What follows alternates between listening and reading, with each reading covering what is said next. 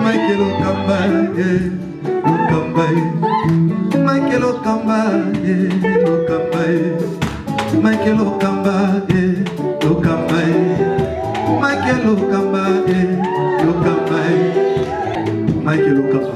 Au Monisigoyo, l'artiste, c'est l'improvisation. Na honoré dans l'émission. Africa Elengi TV, votre chaîne, l'incontournable, la star des chaînes.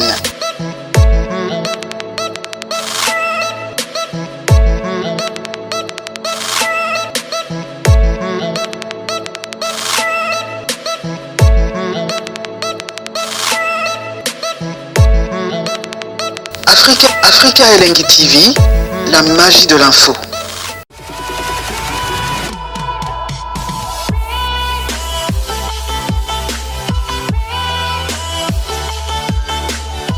Bonjour, chers internautes, il y a Africa Elengi avec Petit Titan, le parallélo de la presse congolaise. Désormais, adresse échangée, Mikolo Borobandolanda, le Laka Congo, en Africa Elengi. Je dis un grand merci Nakarine Sita, restaurant aux deux paillotes depuis Bruxelles et dans mon vieux Zando Sita. Un grand merci à Joe Lili Atal, en chair et annonce, aux Ali sponsor et producteur, il y a émission, sans oublier Junior Chaumba. Et je dis un grand merci à Mike Lokamba depuis Soudaf, Afrique du Sud, Banapoto, dans le monde entier, Bobi qui a vraiment na le lac à Congo peki c'est ming ming to linga kokundola. Donc au sujet du jour na biso zali par rapport kaka ya makambo zali kolekana na katia presse en ligne et surtout na katia masolo na biso ndenge boyebi ke biso ba chroniqueur musical na ba musicien ndenge nini vraiment to zali konongwana pona ko banda bandiko na ngai na olinga mingi mingi vous allez vraiment très attentif bolanda maloba nini peki titan le parallélo de la presse congolaise à Koloba.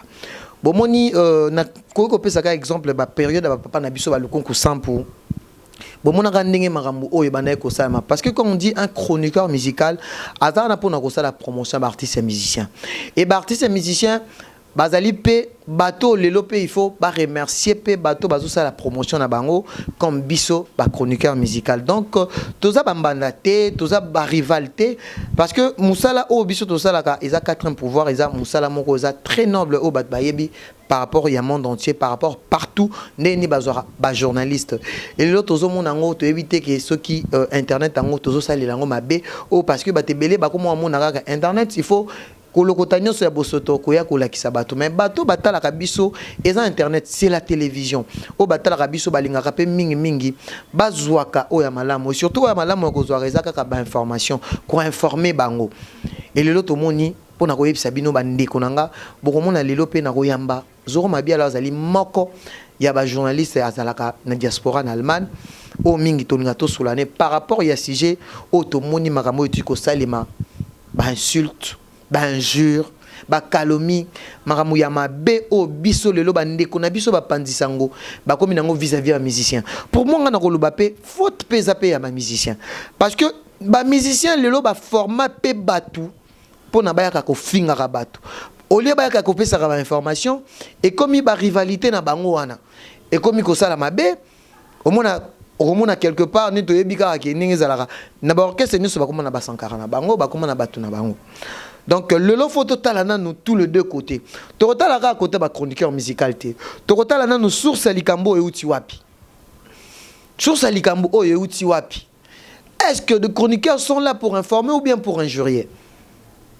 Est-ce que ba musicien lelo bango ni mtubaza ba auteur de base parce que aux hommes na mutaza na compétence par exemple à quelque chose depuis qu'interview mais depuis peut-être à d'autres là il y a compétence ya mutu wana tie même soit na mutu na yo na internet à mon par rapport à marambo à salaka peut-être l'obité yoté il faut nazwa mutantel non bino moko ba musicien bo pesa accès à marambo par rapport ya buzz vous avez pas responsable vous avez de famille oh lelo batalaka pe internet tant que mutoyer toboité balobi que reproche za mabete na ko sala analyse son asali analyse na reprocher mutu artiste et musicien par rapport ya musique na ye exactement par rapport ya vie privée na ye pour na koyebisa non moni boye il faut ça la boye pour ne kene boye c'est ça mutu so la moni remarque wana a ko sala ngo il doit le faire parce que balobi que remarque ça la peut bien pour na mutata la sima pour na bongisa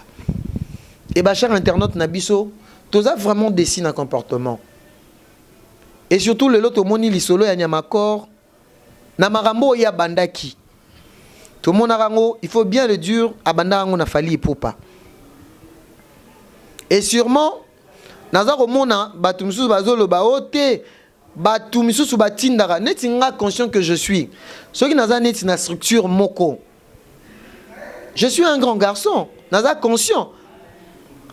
Est-ce que quelque part Moudaro kotinda nga finga mouton na que je vais pas bénéficier. Mais il faut comprendre que et le un phénomène wana ezana batu ba mimango na internet. Batu lokola ba ken piana bilo a format batu belé. Pour ça parce que artiste et musicien aza célèbre. Aza mouton o to benga la star, baza ba star. Donc baza ba éducateur de masse, même ba chanson na mo ba nzembo na mo, mare que le to comment mona ba musicien congolais baza sous éducateur de masse parce que bazo chante bazo yemba ba bêtise. Bazo yemba ba nzembo moko bo papa jamais ko yemba ngo. Botalaka à l'époque. Ba papa na biso ba tabulei ta ba nzembo bango ba yemba lelo tikala na bibliothèque ya Congo. Mais ba musicien bazo ya lelo. Qu'est-ce qu'il fait? Et là on y ba ça là. Est-ce que plus tard ceux qui par exemple na komi papa est-ce que na ba koko na ngai est-ce que ba royoka ba zo attend royoka ngo parce que eza eloko moko besoin na fondement té eza éducatif té bande ko na ngai. Na bi ke bozolo ba mingi mais l'autre linga par rapport to réfléchir par rapport ya litina likambo oyo côté ba chroniqueur musical eux de musiciens. C'est quoi le problème? Tout le monde n'a pas mso ba lukuku sam pour bazo yamba papa mso ba tabulei bazo yamba ba franco. Aujourd'hui, biso ba chroniqueur musical, tout ça sous promotion d'artistes et musiciens. Et comme il comme il la guerre et comme il boue, tala lelo siko place pas tu refiaki. Et ça, moi je disais ça bien avant. Marie Batu, bozo reprocher merci. Mais ngena lobara Batu par rapport à l'émission précédente, j'avais parlé l'éducation. Je suis éduqué et non indiqué. Avec le peu de français que je parle, je sais comment prononcer. Voilà quand on a côté bateau, bah meki moi roloba non peki titan avec un peu de français au ayebi. Tu yebi que mutu moroté mutu nyonso l'erreur est humaine, na ko ko ça l'erreur, mais bah erreur musu faut boye baga. Tozo passer toujours nanini, mais on va essayer un peu il y a qu'on réfléchir bino pour comprendre. Nyamakor transféré, arrêté, tabassé après avoir fait de bêtises. Est-ce que le loto le bagé Nyamakor azaki kotina place azaki banaï kotina place azalaki mais Nyamakor azaye mon côté. Tout le monde peut en plus axe il y a pas chaud. Je pense que ba responsable même bateau balingara pe ou raté. Parce que le lot montant mutazana ba fan naï. Même si tu aimes pas Wera. Est-ce que tu peux okoyi qu'on dit mayango que un individu parce que Wera ensemble c'est un musicien. Azana bana o lelo tangisi classe. Tango ba propos teni et Sylvie Mampata aza maman pasteur. Quand tu as un problème, benga batuna privé. Et biso to comme oya ko se faire compte de koko ko se faire justice biso moko devant itandi kene baloba télévision. Ya ko manquer batu. Mais faut boyer baga tant mutu ma benga mi célèbre. Internet les a suivi le monde entier. Et les lopes côté ba musicien, faut qu'on y ait bango que artiste et musicien, azani on dirait le moko boye ya critique. Parce que tant on a musicien, on a star. Tout le monde a ango ba te belé, ba papa chéri pe ba zoa pe ba bilo on a bango, mais faut qu'on garde un charisme. Et par rapport à wana dans le bateau que non c'est Weranson qui a manifesté, c'est pas Weranson. Et ça staff technique à Weranson. Oh bah bazolo bah que non té et ça tricage non.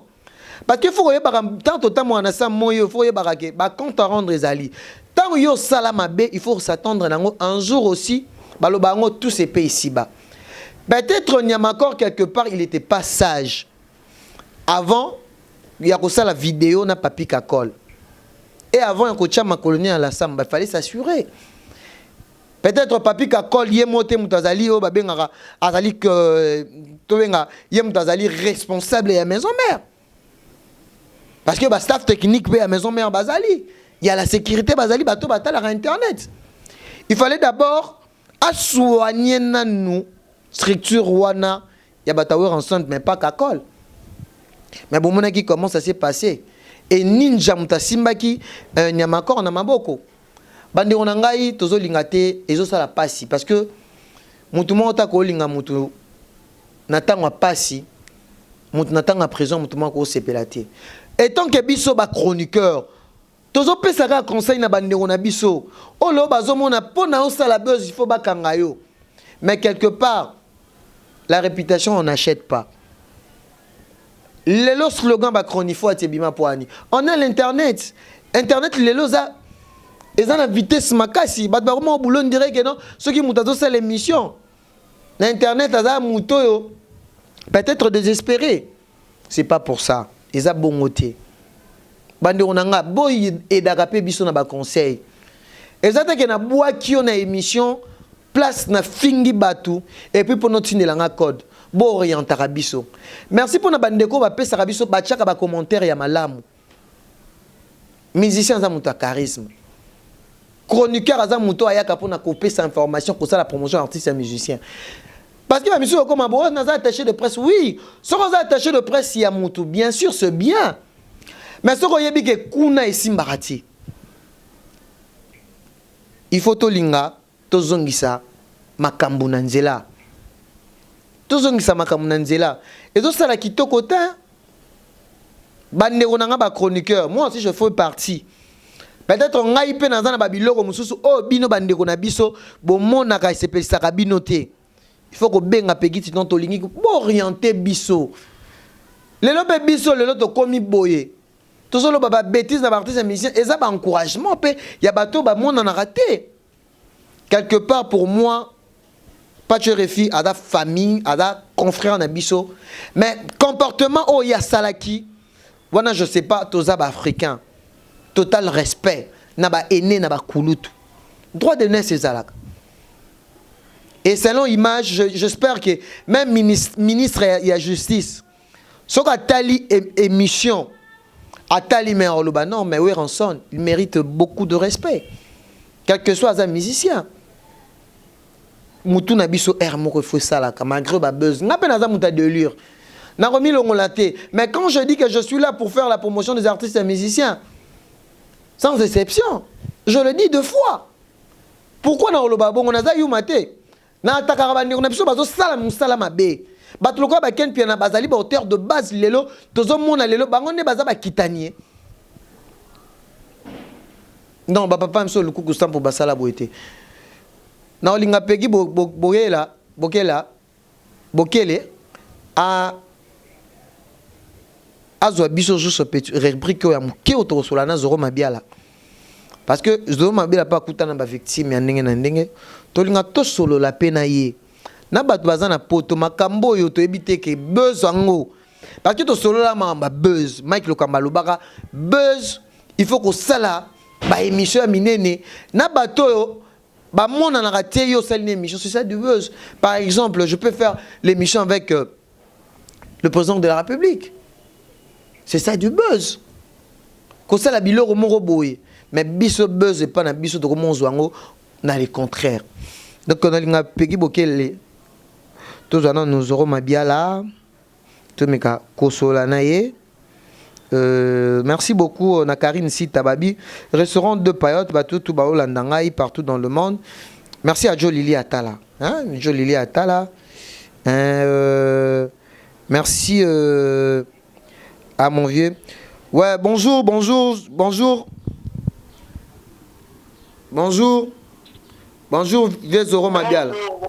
Ouais, Oza en direct, il y a émission la Bisso, Lola Kaya Congo. Avant d'abord, au bandana yo, na évité ce qu'on repère ça moi bambote dimanche à l'élo bateau tout, bagozali baku ya kolanda Zoro Mabial à le news de Star. On apprécie tout mbote yako et bon dimanche na bango donc bazala kaka branché na biso balanda biso na émission ya Peggy Tita. Voilà, naza disponible. Merci beaucoup papa Zoro Mabiala. Ndenge to bengi yo parce que tu as dit que oza parmi ba aîné o lelo biso pe tolanda pe lokolo na bino par rapport à internet bato mingi bamona kaka internet yango ndongi d'abord expliquer biso est-ce que lelo oyo ba chroniqueur musical nyonso o baza o lelo baza kosala musana bango na République démocratique du Congo ezala kuna na poto est-ce que bazali kosala promotion et artiste et musicien ou bien et comment nango kaka ba calomnie ba insulte ba injure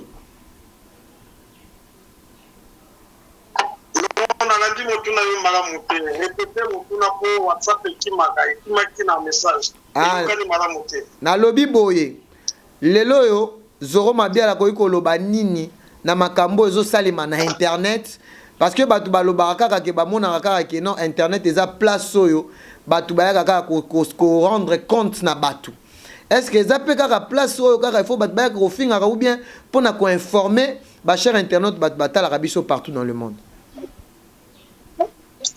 Non, mais nga na espace nanga eza bongo, nga eza espace ya alléluia amen te, nga shenga ezali libaya. Donc oche libaya, ache bio libaya.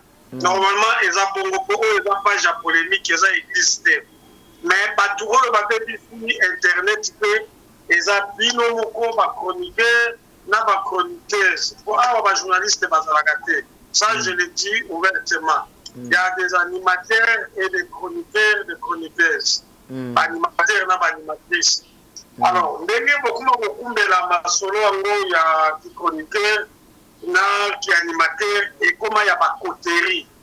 Tribalisme beaucoup de sango déjà. Donc au moment où mutu moko boye alingaka kaka mutu na ye alobelaka neti ye. Ngalo kwa la mashaka ba mote na koloba mutu ko la kene piana mutu ko la mi benyema. Donc là, ceux qui n'ont pas été musiciens, la compétence voix n'engagée bango ba interviewer parce que bazoraka ka côté moko ba lobelaka. Donc na kala tant que banda ki boulot oyo, ezalaki ke ngana kozwa mutu tout oazali artiste musicien to artiste comédien. Mais bango ba koma na limite moko boye. Ka koki ko interviewer musicien oyo te. Donc bango ne mo baye ko bebisa internet. Voilà ce que m'a répondre bien. Ouais, merci beaucoup. Tozolo basko lisolo za actualité du jour yo pe tobi kozaka victime na maram oyo parmi ba chroniqueur tango yaka Kinshasa ba menasaka yo. Est-ce que lelo tango moni ndeko na biso Nyamakor na ko kendela samba menacé et arrêté et en plus na pas tué RFI. Tolo baraka par rapport ne tolo ba ke ba chroniqueur ming bazoya ko rendre bazoya ko pesa neti babiloko ya mabe ya malamu te devant la célébrité, devant bateau au lieu de la promotion, ben jure le logo ko lobana nini par rapport il y a arrestation, il y a pas tué refina et Nyamakor. Oui, Nyamakor natala ki propagande azaki ko sala pona kokota na ina mezome et natala ki pe ba instructe oyo pacho RFI azaki ko sala vis-à-vis ya Weranson pe mezome. Et puis nazaki kotala ndenge pe azaki koloba ke na minute oyo munu kutuba eza lisusu te ekomi bakwetu donc bakasaye mais na munu état de droit et faire raisonner que le président actuel alobaki même membre ne ya famille a ko dépendre na loi donc loi mutekangi bacho RFI et puis baza ba chroniqueur ba animateur ou peut-être ba comment aussi mbaka micro na courage na bango mais bazula ngo courte eza lokola Nyamakor aza fruit nanga iyo yebi no tita petit tita oyebi aza fruit nanga Nyamakor aza mutu a théâtre o babengaka maboke benga mutu na memaye na binetala tiji basimba kaboy basala kaboy Rwanda a vraiment tolobaka marque déposé nanga.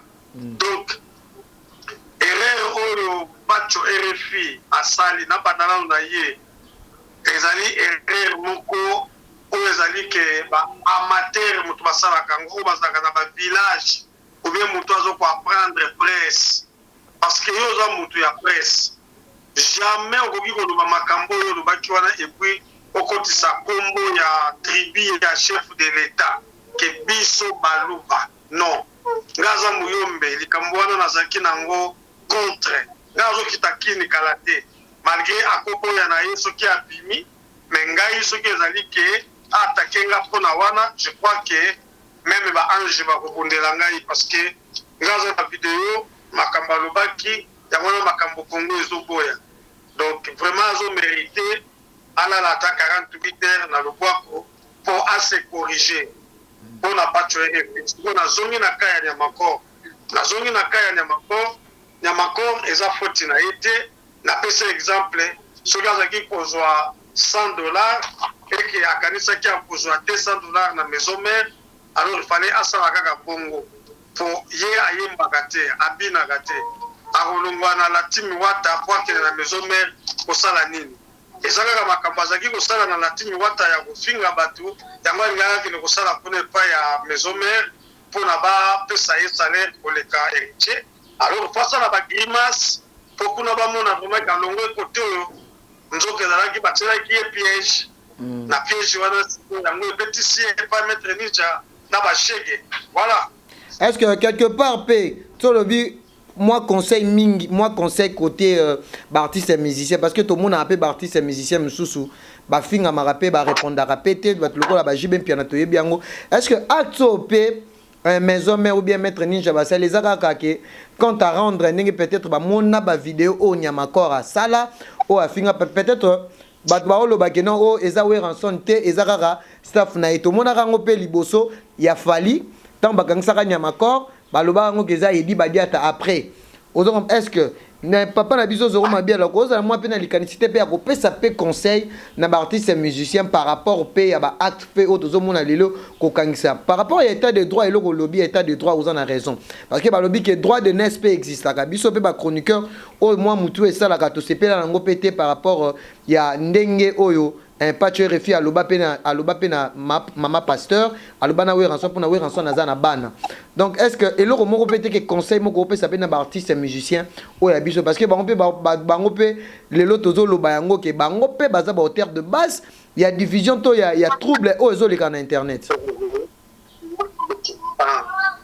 OK alors au moni ba propos oyo ba patch refi na ba Nyamakor bazaki koteni ezokoengage kaka bango nga koloba vérité mpo nga bombaka te nga aza molandi ya pembe nga neti na kananga nalobaka ngo lelo ouvertement baagresaka ngai na groupe shoki ya Kakol mais bazalaki bato ya maison mère mais Werrason n'avait rien à voir avec ça apesa ordre te ke oni mais le coup les a baagresaki nga na kombo ya mouvement na ye après que yayaki kozwa nouvelle ke babeti mutu moko boye na kombo ya Zoro Mabiala donc même makambo oyo basali bacho RFI basali Nyamakor Werrason akozala kaka informé mais ya atindi mutu te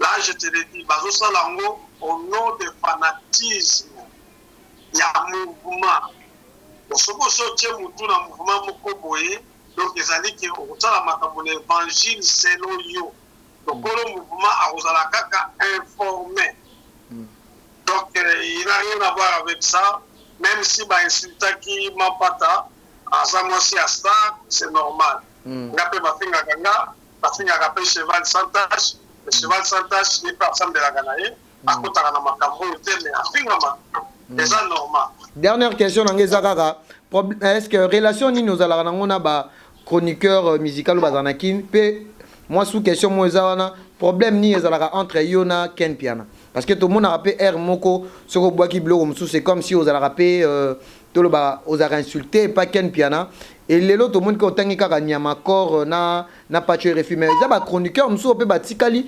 lelo bafingaka mpe baartiste ya musicien.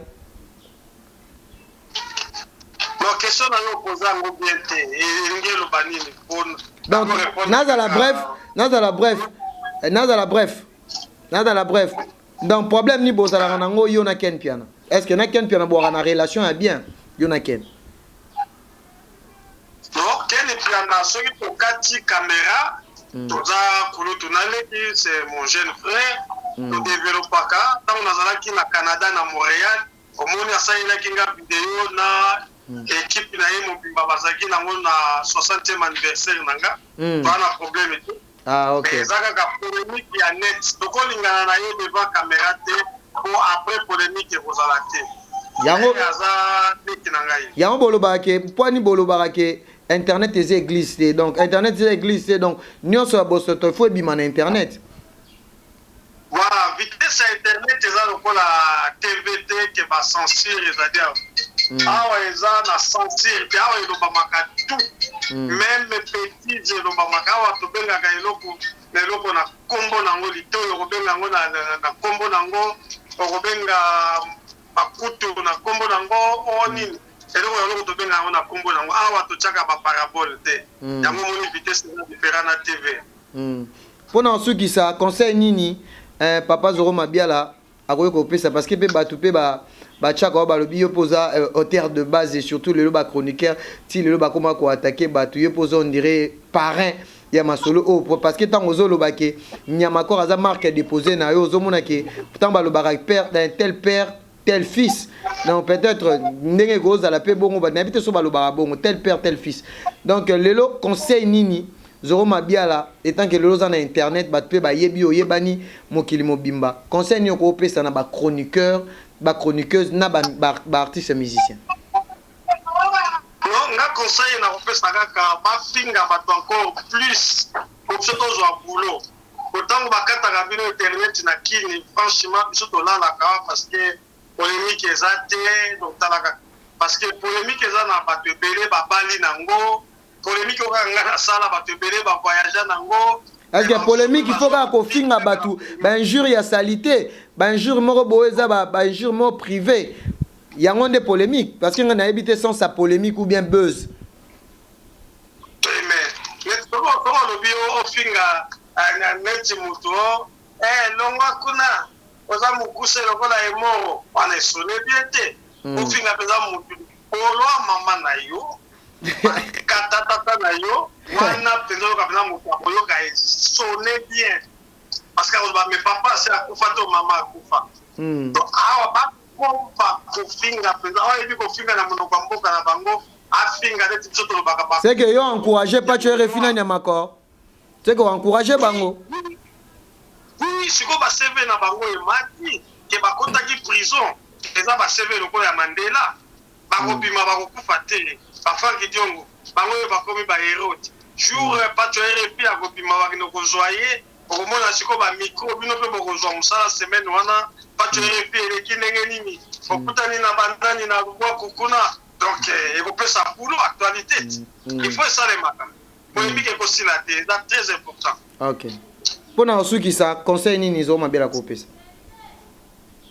conseil na ko pesa ba tutu ya internet donc baba qui sali sous degré ya kufinga na penza tala Karine Mokonza yeli ya mopoto kaka pona kufinga alors basala effort soki ba yebi ndenge ba finga kate baba nda kufinga ka batu ba pièce car na bimisi mafinga ya sika longwa kuna paraprise longwa kuna brequin longwa kuna bobine carburateur to ba biloko ya car siko même par choc ofingi mutu klaxon pipi donc on doit aussi les cas pas finga batu makasi balobi ke nyama ko avoué alobi ke héritier na Karine Mokonzi to banda ko tindae afinga est-ce que eza pe makambo solo to a créer na kaka pona ya banga kani pe makambo mingi azara so a commis devant caméra ou bien devant likambo bo akokaka ni ko supporter makambo te bongo bazaki e pona bazaki na équipe nationale pona afinga ka abimaki meilleur insulteur en 2018 donc hier muta insulteur qui nous a battu bien bangona Jaël Manique 3e donc ngala classe qui bangonde ngwana et ça domaine nyama ko azwa vi na ye na kufinga merci beaucoup Zoro Mabiala to sepeli le news de star siko ba programme eza ndenge nini bientôt Kinshasa o yambalo zo bangate po yo omona bosoko yeli su boto yo kili suso o basimba ki su Zoro Mabiala o ki kuna ba combattant batomboki non nazoya donc naza le 11 mai naza na Luanda, le 14 mai naza na Kinshasa et le 19 mai naza na Kigali. Donc voilà ma programme naza na ngoya. Donc nazoya sans problème. Naza na mangwende ata boboyi bino, mukanda ata boboyi na bino, mukanda ya ba européen naza nango. Identité nangeza mangwele na balakisa bino mangwele oyo bazombo baza nango te. Donc na okota eza mboka kananga. Soki bapetinga to basali nini naza donc héros ya musala o na salaka. Oto le kangana yo poza disciple nanga. Tamso kwa koloba ngo te po ozana elembo oyo ozwa ko posa nango te. Ke ozalaka na grand prêtre Zoro Mabiala donc otikala na cicatrice. Oui. Donc ngala banga kati. Mabende liwa. OK. Merci beaucoup papa na biso Zoro Mabiala. To monani mikolo ezali koya. Merci petit temps na appel na yo. OK, merci. Merci beaucoup bana poto bana le monde entier boki. Donc marambango za ndenge donc ne balubaranga ngeka na tuna vi na Zoro Mabiala internet est existé. Il y a le bi plus abi ke so bakangi internet bazaka na poto bako ma stressé. Donc le lope na habité ceux qui bateau bana poto. Bon c'est pela suna marambo ma finga. Hein mon vieux Tony. Ah, mon vieux Tony Coco, que je salue. Henri Modogolongo, Maramo Eromindenge. Titi Étoile na Canada. Nabosanité Jean Chambaredo. Mais pour moi, on a un conseiller Kabande quoi. Parce que eux qui vont bien à la lobby. Abi, yé pas na yé un conseil à couper sa tête. A Tcheka Kabafinga. Donc, il y a un tout le monde. Idéologie au baken puis on a pas comprendre ngo bazo ke nango tina suka mais ngama peki titan na lobby ngwa moi je suis contre Zoro Mabiala c'est mon papa mais pour ceux qui n'a kotake na otake bandeko ba ça misala bientôt dans un bango rivalité ba chroniqueur musical mais artiste et musicien je suis là pour faire leur promotion quel que soit mamna bango ceux qui problème ou bien information ils allaient peki titan OK parce que na bi mikolo peki titan indépendant. Na s'est lancé dans la carrière professionnelle. Na bossa na epé marambo belé. Na uta ki pe marambo babuzo ba touche à tout. Mais si on a dans le plateau, c'est pour vous informer. Donc binom pe bozana, tous en besoin de commentaires na binom par rapport à éléments boki ne Zoro Mabiala la lobby. Avec clair. Na sola na makilo kama par rapport à buzz, le mot buzz. Et le réseau boma internet yangoyo. Bezo fini batubazio ba rendre la justice. Merci beaucoup à notre président. Mboka a mis état de droit. Aucune vitesse m'a surtout biso ba chroniqueur. Mais ils ont la guerre entre biso. Mais to comme ma guerre de na bateau baza ba célèbre. Mais non. Biso na biso salema nango ba musicien pe bango na bango ba ko fingala. Eza bango na bango. Mais lelo eloko wana yo na olela ba papa na so lukunku sampo Papa n'a pas Zoro Mabiala la pesi likanisinae. Mais quelque part, il a essayé un peu de condamner pas tuer RFI. Et le roi a combo a buzz. Ndé mouté baby si ba faire. Bandero bo na mikolo Afrique lengbe ba ke pegi titan. Na c'est la mingi na ba commentaire na bino. Mais na zong c'est bino ra li solo. Né na ebisa ki bino na émission précédente na lobaki éduqué. Je suis un garçon éduqué. Prononciation Mwandambo Pegi Titan ni. Moussala Oyo. Internet a comme mystique. Est-ce que l'artiste est musicien? Arolinga yamba journaliste ou bien chroniqueur, il y a internet. Yango je dis merci. Na papa mzo Zoro Mabiala bi. E belé tozo mona na bana ba ngara. Ba animateur. Parce que Moutabi de l'ontologie journalistique, oh ça chroniqueur musical. Alors ça la critique na une analyse. Mais biso toza suna ba analyse na biso et comme inango insulte. Ça la analyse. Par rapport à likambo et les kanaki artiste et musicien ça la qui. Ah sur Peggy Bokele, Aebi Marambo Peggy Titan garçon. Comme bien un garçon Black Panther. Mais ça fait ils ont ça la passi. Bande ko baza transféré dans prison Makala, ils ont ça la passi. ceux qui baolinga ba ma vie ngai lo mona na rectifier pas vie na biso ma biala Nyamakor a gagné vie na ye na kofinga ah non vena biso za ma biala ozana Kinshasa te biso ntozana Kinshasa soki Nyamakor a gagné vie na ye na kofinga tonga ki to mona stabilité tonga to mona mama malonga mais lelo zalara bongo. Moi c'est mon jeune frère hein? Ah mon jeune frère nanga et vous qui neve zoro ma bien la lobby donc bande ko ba mekaro bongisa et surtout ba père de la famille il faut que ba ko peser ba lobby tango misali kamuna munoko na yo faut tourner langue 7 fois et ça d'âge ba loba ba français. Il y a des fois on réfléchit pas au longo la neti mutu pas longwa non. Tout ça sous attend tribalisme. Tout ça a besoin, il y a changement de mentalité. Mais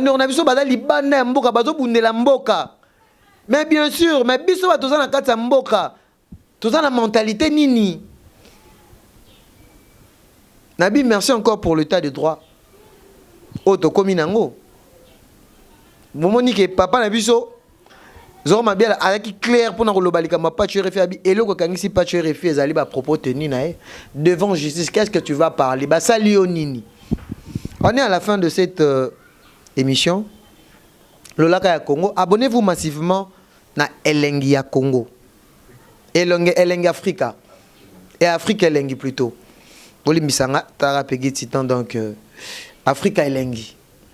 Ah ne mambuzalara. Mike Lokamba, merci. Peut-être, Peggy Titan, Lelo, les Arabes fruits, je fais une année. Lelo n'a qu'au rêver. Je suis maintenant ici, dans Afrique Elengi. Désormais, partout dans le monde, suivez Peggy Titan, dans Afrique Elengi. Ah, bon, mon Peggy Titan, ni dans le lobby qui. Bon, mon a polémique, c'est. Je suis là pour vous informer. Narokene, Tina Banjili, Tiwapi. Sur comment tu peux faire Kolaksabino libération Afrique Dion biso a tous pour nous informer Marie que tu été de lire les polémique les mingi to ma déontologie na éthique journalistique donc quoi informer bino madame Kolaksabino. Et ça, bato bakena ba poto basala ba 40 ans. Ayebina mususu teke batonga jiji na batonga nini babenga ngo nini neti supermarché moko na Chibango. Neti sœur nanga Evelyne Bolé babenga nga. So na yebise sœur place Bonawid namte. To linga to sala ba découverte. Lelo batu bana poto ba comprendre que to l'excella bango air. Je pense que batu ba yebi donc to rozasu mutu mususu awa to meka kosolanae. Bonjour, bonjour madame. Bonjour. Ouais, toza en direct à Afrique Elengi par rapport au Karali Solo, toza sur le chroniqueur musical et internet, na artiste et musicien et surtout si j'ai un petit peu par rapport à arrestation, il y a Nyamakor, na Pacho RFI. Est-ce que l'ilobani on par rapport à comportement aux ali koleka dans internet? Internet, ça place au chroniqueur, ça la promotion, il y a un musicien. Oui, oui. Comme un musicien, pour ça, il y a un chroniqueur qui va promouvoir l'album na bango. Oui, oui. Là, il faut déplorer les attitudes du groupe à maison mère. Oui. Là, continuellement, ils ont normalité, ceux qui chroniqueurs ont critiqué Bino. Ils ont que beau, ou que des criminels, beau pétailler, beau pomper, gaz. Voilà, ils ont attitudes condamnables. Donc, ils ont déplorer le comportement, il y a maison mère. Non, c'est ça. Oui, nous avons déploré le comportement, il y a maison mère. Et puis, ils ont normalité. Nul n'est au-dessus de la loi. Donc, ça veut dire que Moutounios, toi, ça lui est comme Mabé, a mérité, va poursuivre rien à justice. Oui. Donc, et bon, on n'a pas tué RFI. On n'a pas tué RFI. On n'a pas tué RFI. On a fait une émission. On a mis place Moroté au Afingi. On a mis à Sali critique. On a mis place Moroté au a débordé. Ok. Donc, pour nous, propos tenir à pas tuer RFI, c'est normal. C'est normal. C'est normal. Par contre, nous avons déploré qu'à l'attitude des groupes à maison mère, Batindi Babandi, t'as qui peut une émission, il n'y a pas Picacol à déborder qui. Donc, l'après-midi, mais par rapport à Nina Lobandeko, par rapport tout le monde a dit pas tu es refus vraiment na image wana le baki neti mampata na Weranson ceux qui ba bomisa ba ceux qui ba sala boye ozomona te ke ba maloba misusu avant que le bapé likam faut tourner langue cette fois est-ce que ozomona te ke maloba pe a pas tu es refus qui vraiment très brutal et surtout faut que le bayango par rapport n'ento le bayango même de Weranson na star mais droit de next existe tant ozolo ba na mukolo pourquoi pas qu'on reprocher mutu même ce ko bengi na téléphone parce qu'il y a un numéro na téléphone na bango mais makambo abimisa ki l'autre photo bi kazala ka agressé ka pona makambo kofinga oh mais cette fois-ci tout le monde a lobaki makambo oh non azaka sayen bo na boto mais tout le monde et le kangisi ndenge papa na sozo mabela chose mboka ekomi na état de droit ezande ke maloba oh alobaki yango ne justice asali musana. C'est vrai que quelque part, il y a des bordas qui n'ont mal au bas, mais bon. Oui. Pourquoi à chaque fois que je comique à côté, en gars, maison mère, baza droite et moutouta, bofinga, ma pata, ou to werason, les artistes et moussous, bazo finga, ma. Vous êtes d'accord? Hier, ma mamie ex-JB, puis il y a des dérangés qui batouté. Mais pourquoi ça? Il y a baron, c'est comique, il y a baron, et comme affaire d'État. Non, c'est une normalité. Tout autour, n'a pas quoi, baza, n'a pas poubelle. En fait, ça peut va poubelle na bango basika kofinga bat. Mais le lot qui li solo balobi ke nyamakor avoué kuna bat bandé ko tindae to monyango bat bandé ko tindae afinga c'est Karine Mokondi héritier Watanabe quelque part tu peux juger quoi sur non nyamakor eza ingrat monde vous en internet mututa ko tindae ofinga mutentel donc au salon on a volonté na au salon on a volonté na ye donc ya bando ça on a volonté na ye azalukuta quelque part peut-être ba petit et quelque part peut azui oh balobi que na 2018 abimaki parmi ba mère garçon oh ba insulta kan internet yo encourageant ou bien au boycotter non na boycotter donc conseil européen sandeko conseil européen sans artiste musicien pe ba chroniqueur musical parce que bazolo ba elikamo na bosane loko na bosane ko ebisa yo likamo baloba ke internet est existé donc tellement internet est existé il faut bo sotonyon so et à internet bat baloba n'importe quoi est-ce que le mot buzz o ndenge batu bandi ko na so ba chroniqueur bazo on internet est-ce que ko expliquer biso le mot buzz ça veut dire quoi bino bozana bozana na photo kuna buzz eza okosa lelo mo boye po kombo na yo etika la actualité. Tout le monde en européen, star la plus française, européenne, occidentale, et on peut ça la buzz. On peut finger la banque, c'est normal. Canada, tout le monde a Ottawa, Bouba la charisme, Babumba, Babumba l'aéroport. Oui. Bon, c'est normal parce que basé là-bas, il y a un bango, punchline, cache na bango, na réseaux sociaux. Ok. Donc, il y a un gars pas dans c'est normal. Internet, ils existent, oui, so attaquer, ils ont le droit de se défendre, se défendre, ils ont le droit de réponse. Ok, conseil nous couper ça. Conseil nous couper ça. Ah, conseil nous couper ça, quand vous savez, vous savez, bien, vous y avez que vous avez le droit en tant que presse. Ok. Vous avez quatrième pouvoir. Oui.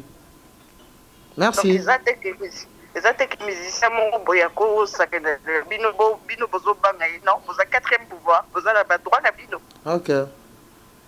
Merci Ndego. Merci vraiment pour notre canis. Donc, on est à la fin de notre émission Lola Kaya Congo. Je pense que vous avez vu comment réagir par rapport à Yassijé Napsua Mokwalelo, arrestation à Nyamakor et Patue Refi par rapport au comportement na bango. Boyeki Karabiso Toyoki.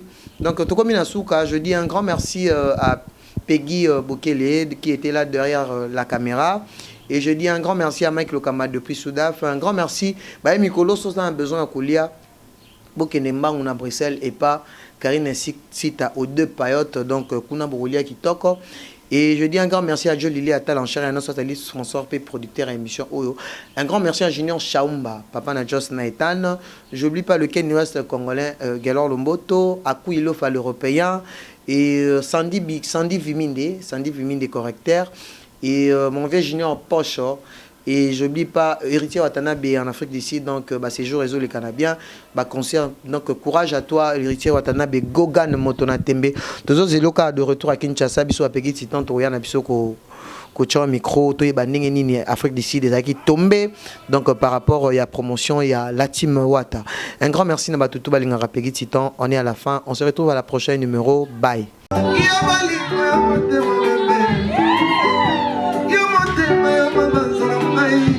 Michael Okamba, Okamba, Michael Okamba, Okamba, Michael Okamba, Okamba, Michael Okamba, Okamba, Michael Okamba.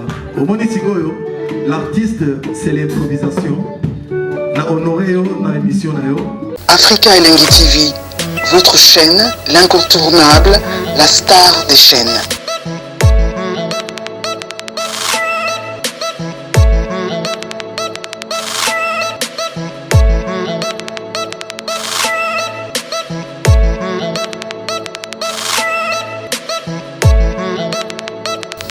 Africa Elengi TV, la magie de l'info.